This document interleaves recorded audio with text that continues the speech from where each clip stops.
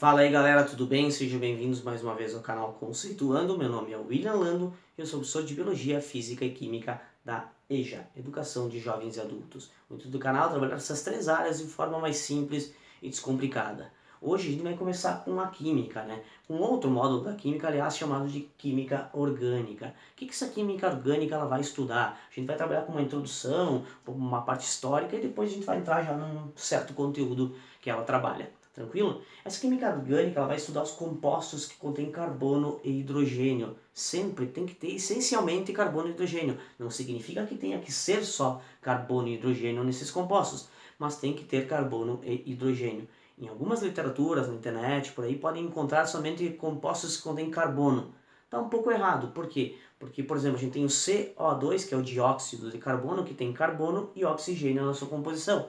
E esta molécula, ou este composto, ele é inorgânico, ele não é um composto orgânico, tranquilo? Então, para ser um composto orgânico, um composto que a química orgânica estuda, tem que ter carbono e hidrogênio essencialmente. Tem outros elementos aí conectados, obviamente ligados nesta molécula, mas essencialmente carbono e hidrogênio.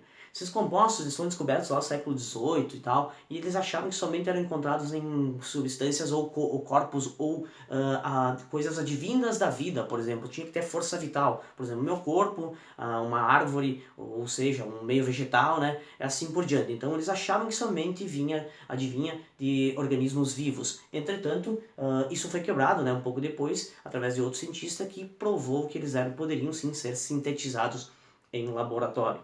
Beleza? Então a gente já explica que esses compostos eles podem ser encontrados de forma natural, que é o petróleo e o gás natural, por exemplo, carvão vegetal, e também de forma sintética, que são aqueles medicamentos que a gente toma, os plásticos que a gente utiliza diariamente e os corantes, entre outras coisas. Então, cerca de 90 a 95% de todos os compostos da química conhecidos são da química orgânica. Geralmente, quando a gente encontra ou a gente vê uma cadeia carbônica com carbono ligados a hidrogênio e entre outras coisas, a gente pode ver que tem alguns elementos que são mais abundantes, como por exemplo carbono, hidrogênio, oxigênio e nitrogênio.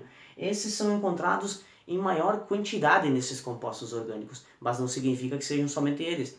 A gente tem o enxofre, o cloro, entre outros elementos químicos. Tranquilo? Esses compostos, como o cloro, como o carbono, perdão, o oxigênio, o hidrogênio e o nitrogênio, esses elementos eles vão ter ligações, eles vão fazer ligações químicas. Essas ligações podem ser monovalente, bivalente, tetravalente e trivalente. O que seria isso, tá? Por exemplo, o carbono, aqui a gente vai começar por ele, porque como os compostos carbônicos, em essência, tem sempre o esqueleto de carbono, né? Então a gente vai ver que o carbono sempre vai fazer 4 ligações químicas, sempre é obrigatório, ou seja, ele é tetravalente. Lembrem-se da Copa do Mundo lá de 90, é tetra, beleza? Então 4 ligações químicas. Então ele vai ter que pode fazer essa ligação química de forma simples, né? 1, 2, 3, 4. Um risquinho representa uma ligação, ou seja, ligação simples. Ele pode fazer ligações duplas, por exemplo, aqui ó, duas ligações duplas, está fazendo 1, 2, 3, 4 ligações, porque ele é obrigado a fazer 4 ligações. Ele pode fazer ligações duplas e simples, também não tem problema, ou pode fazer ligações triplas e simples. Aqui a gente já começa a entender outros conceitos. Então, quando vocês observarem um risquinho, é uma ligação simples. Quando observarem 3 risquinhos, ligação tripla. Quando observarem 2 risquinhos, ligação dupla. Então, essencialmente, ele tem que fazer 4 ligações. Não interessa nos compostos, obviamente, claro que tem as suas peculiaridades, não interessa se ele vai fazer ligação dupla, simples ou tripla. Ou seja, ele tem que fazer 4 ligações, o carbono, ele é tetravalente.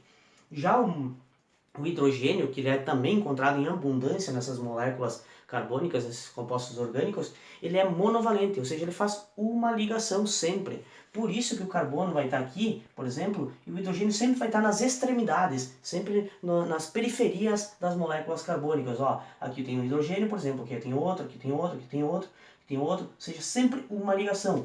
Por isso que se em alguns momentos vocês observarem somente um tracinho, beleza, vocês já podem matar a charada que aqui é um hidrogênio. Então, na internet aí vocês não vão encontrar o hidrogênio em alguns momentos lá colocados, assim, ó, pum. Vai estar somente o risquinho, e aí tu tem que pensar que aqui tem um hidrogênio. Beleza? Então, o hidrogênio ele é monovalente e faz uma ligação.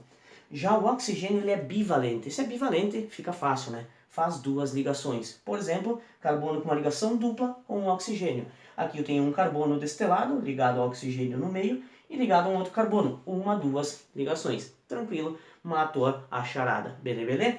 Já o nitrogênio ele é tetrivalente, perdão, ou seja, ele faz 3 ligações.